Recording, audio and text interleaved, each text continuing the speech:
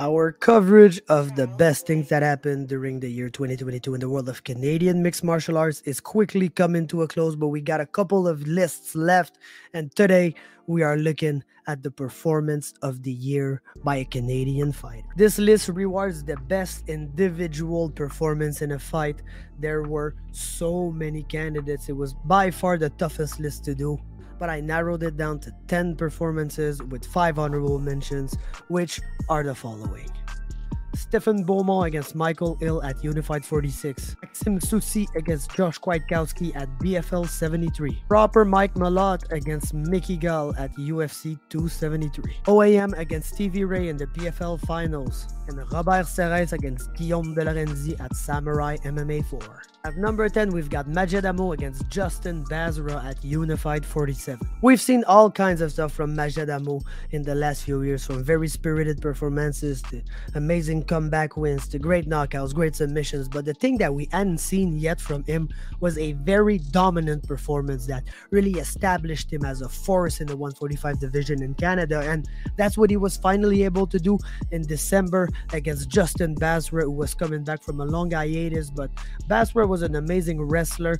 We knew that Hammo is a good fighter, is able to find things on the ground, but if you're able to get on top of him and really be positionally good, you can give him plenty trouble. So there were doubts about what Maja was going to be able to do against the top prospect Basra, but hey, he absolutely destroyed him. There was never any doubts who was the better fighter here. Hammo just came in, got his way on the ground, found the back, and went to submit his opponent with a rear naked choke with about 2 minutes and 30 seconds left in the round, at halfway point of the very first round, basically.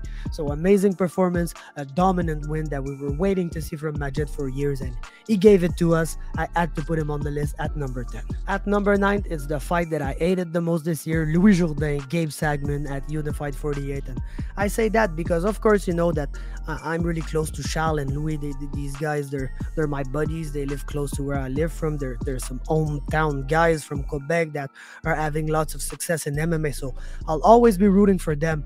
But when I go to the Toronto area, two of the first guys that I called to hang out with are Mustafa and Gabe Sagman. Gabe Sagman is a friend of mine. I absolutely love him. So to see two friends of mine just get into a fist fight like that, yes, there were some really good emotions towards Louis, who absolutely dominated that fight, was able to be the most efficient striker, the faster and stronger, but also showed amazing takedown defense, which has been a problem in the past for Louis Jourdain, but he really corrected that here as he absolutely shut down Gabe Sagman's takedown attempts and was able to absolutely dominate the fight en route to a corner stoppage win after round 2 in what was the best performance of his career and the performance that puts him right back on the map in the discussion for a guy that deserves a shot at the UFC next. At number 8, Xavier Nash against Tristan Connelly at BFL 74. We already spoke about that fight in a couple of other lists, but some people still underestimate the accomplishment from Xavier Nash in that fight, who not only beat Tristan Connelly, but beat him really decisively in a really dominant performance to establish himself as a force to reckon with in the 155 and 165 pound divisions in Canada.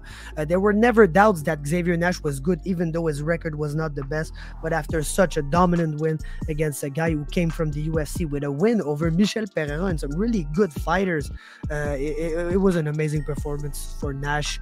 Really put himself on the map here, and that's why he's at number 8 on the list. At number 7, it's a losing performance, but still an amazing performance. Charles Jourdain, Shane Burgos. First of all, most of y'all would argue that he did not lose this fight. I would tend to agree with that. He did not deserve to lose this fight. I think this was absolutely a hometown decision, but Charles Jourdain did amazing against Shane Burgos, and basically in the third round did to Shane Burgos what Shane Burgos does to other people, which is absolutely impressive for a guy who's still so young, and just with this fight proved to everybody that he could hang with one of the 15 best featherweights in the world, which an amazing accomplishment for Charles Jourdain. Was always a very gifted fighter, but was on the wilder side of things, so there were doubts regarding Jourdain, like, is he gonna be a top 15 fighter like someday, or is just gonna be an amazing action fighter that everybody likes? So looks like he's probably gonna be both. So that's the best of all worlds. Amazing performance for Jourdain, even though he wasn't able to get the win here. Shame on the judges. Good job, Charles. Third round, Jourdain is a mythical fighter, and this performance gets 7th place on the list. At number 6 is the Canadian gangster Olivier Aubin-Mercier against Alex Martinez.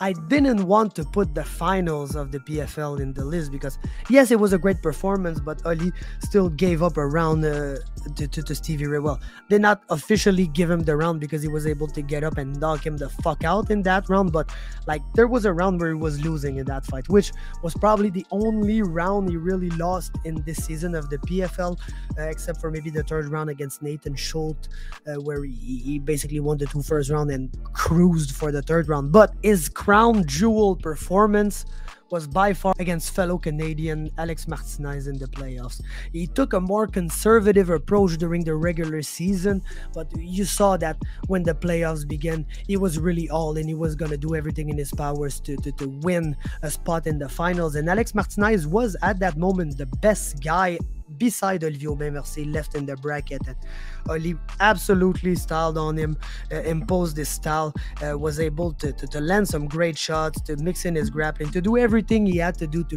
really dominate and put his mark on this fight. So if you look at this whole season of the PFL, yes, the final fight with the knockout and everything is the moment we all remember, but if we look at the best individual performances in his 4 fights, I think that the one against Alex Martinez deserves the nod, and that's why I got it at number 6. At number 5, we've got the big cat Jesse Arnett against Gadzhimurad Gasanguseynov. When you fight a guy that's named Gadzhimurad Gasanguseynov, who else from Dagestan, like, you know you're gonna be in trouble. You know that the guy's gonna come in to wrestle heavily and to just be the worst kind of matchup you can have. And the guy came in 13-0 against Jesse Arnett, and man, did that not intimidate the big cat at all. He outstruck him and even finished by out-wrestling him in that fight in what was an amazing performance in another year where Jesse Arnett won a belt for UAE Warriors. But if you look at all his fights this year, the performance that sticks out of the bunch and that really showed that Jesse Arnett is far from being done is that one against Gasanguseynov, who he gave his first ever pro loss to at UAE Warriors 28. At number 4, it is Loopy Godinez against Ariane Carnelossi at UFC 274. And when Loopy came into the UFC, she had some great performances.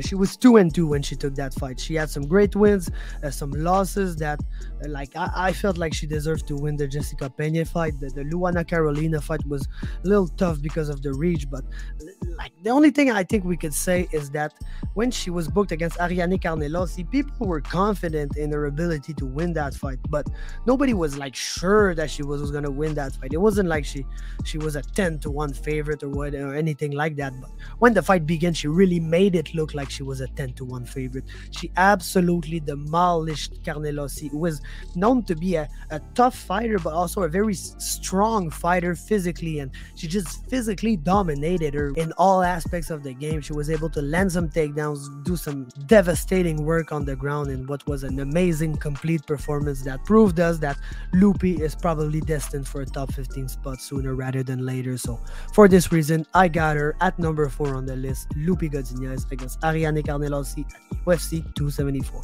At number 3, Charles Jourdain, Lando Vannata at UFC Vegas 52. And as much as the Shane Burgos fight was spectacular, the crown jewel performance from Charles Jourdain this year was when he absolutely embarrassed Lando Vannata, knocked him down with a straight left and went for the guillotine, which worked out so well that Lando even lost his shorts. The guy ended up tapping out and losing his shorts in front of the whole world, and that's really a performance that catapulted Charles Jourdain in the rankings, but also in popularity. He's always been a popular fighter locally, like in Quebec, of course, he's like the biggest fighter right now.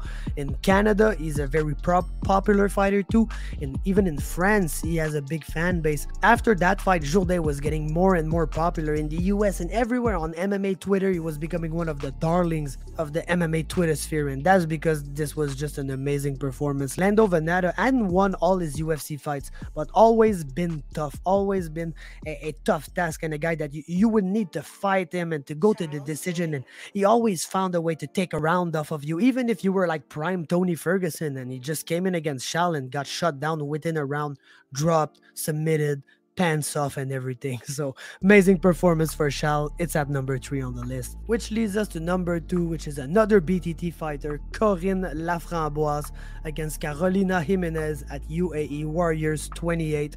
A title winning performance from Corinne Laframboise, who won by triangle choke in the very first round. A really hard fought triangle victory, as yes, she was able to secure the triangle, but Jimenez defended it really well for a long while, and Corinne never let go of her submission like the world champion jiu-jitsu fighter she is, and was able to secure the tap and the belt in the end. So a new Canadian fighter arose in that fight.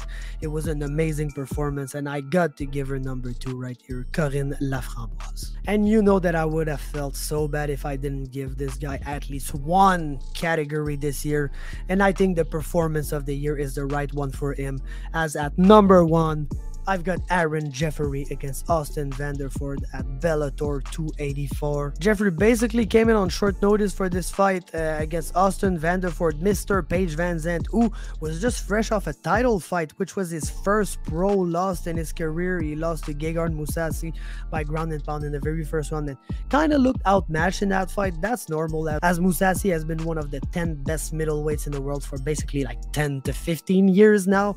So like that's not a big knock on Vanderford, but still trying to bounce back from his loss. He was supposed to fight Anthony Adams, but he pulled out. They called in our guy Aaron Jeffery, who came in with the mullet and the mustache and knocked the guy out in 1 minute and 25 of the very first round to establish himself as a top contender for Bellator and a guy who is on the short list to fight Johnny Eblen for the belt. So Aaron Jeffery coming from a, I don't want to say a random Bellator fighter, because for us Aaron Jeffery has never been random, but he had just made his Bellator debut, defeated a guy that yes was a good fighter, but like maybe not even enough to get him ranked at Bellator, and gets this opportunity on short notice, comes in and destroys Mr. Paige Van Zandt, who gets a lot of press because he's Mr. Paige Van Zandt, and Aaron just came in, stole all that shine from him, and came back to Canada with his beautiful mullet and his beautiful mustache. We love our guy Jeffery. He's repping so hard for Canada, and we gotta give him all his props,